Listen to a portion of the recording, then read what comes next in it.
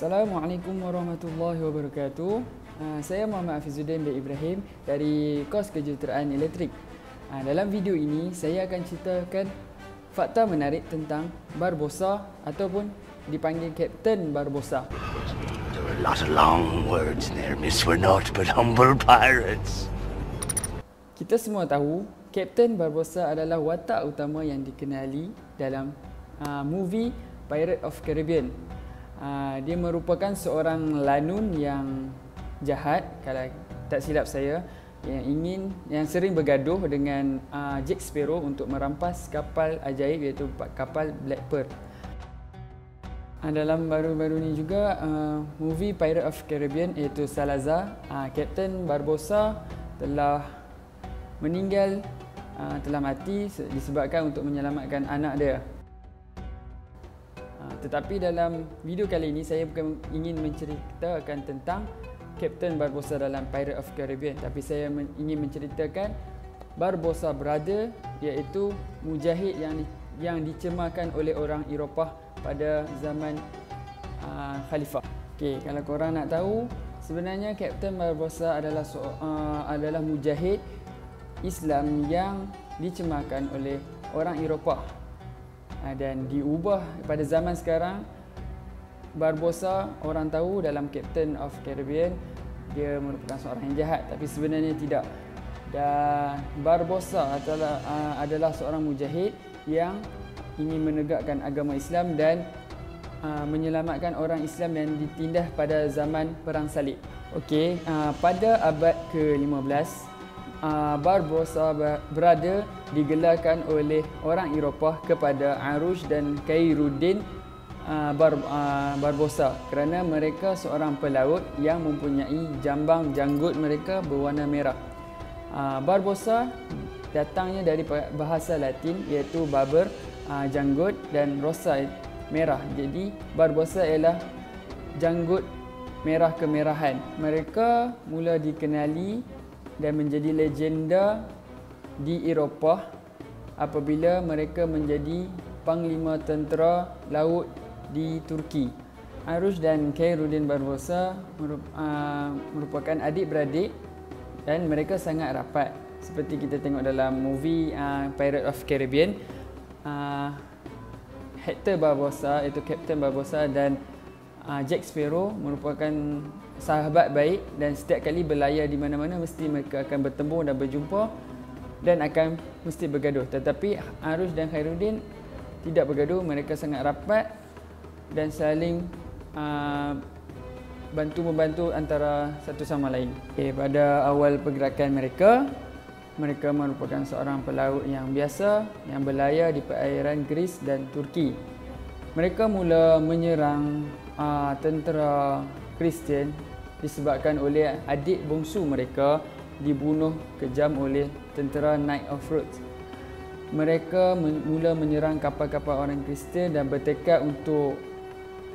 awal-awal bertekad untuk membalas dendam, tetapi mereka mengubah niat mereka untuk berjuang atas nama Islam.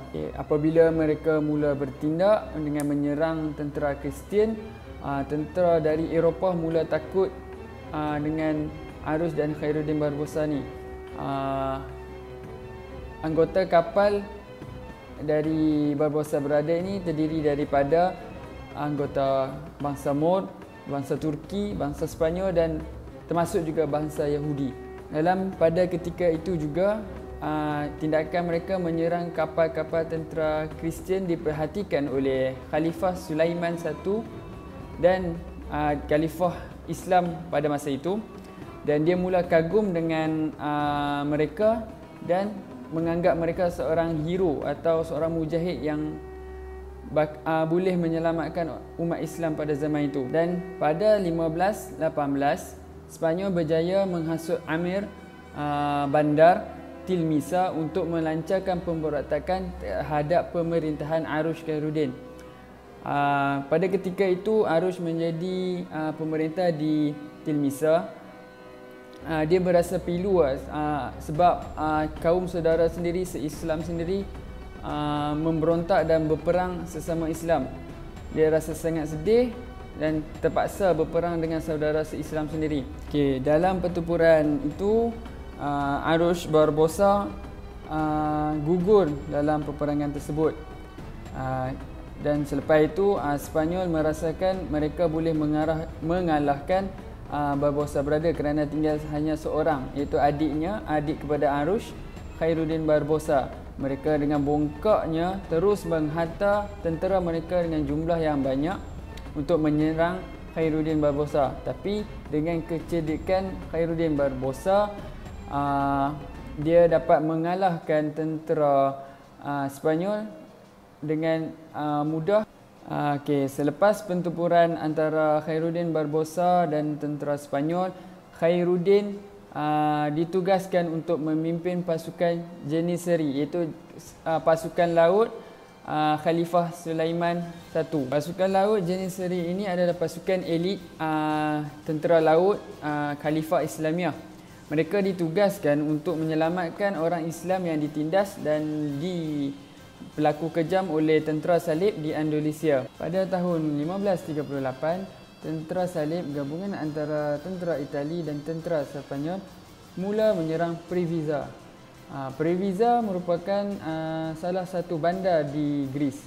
Dalam serangan di Previsa itu, tentera salib atau pasukan salib diketuai oleh André Doria. André Doria membawa 40 kapal menyerang Khairuddin Barbosa dengan hanya 20 buah kapal. Tetapi dengan kecerdikan dan ketangkasan pemikiran Khairuddin Barbosa, Khairuddin dapat mengalahkan André Doria dengan yang mempunyai kapal yang lebih banyak daripada Khairuddin Barbosa. Setelah bertahun-tahun, Khairuddin Barbosa berjuang untuk menyelamatkan umat Islam yang ditindas dan diperlaku kejam oleh tentera salib dan orang Eropah. Khairuddin Barbosa diminta oleh Khalifah pada masa itu untuk merampas Malta di tangan Knight of Estijon. Pada ketika itu, umur dia telah senja, iaitu masuk umur yang tua, orang cakap. Dalam pertempuran untuk merampas Malta di Knight of Estijon, Khairuddin Barbosa telah gugur dan telah dibunuh oleh tentera salib pada ketika itu.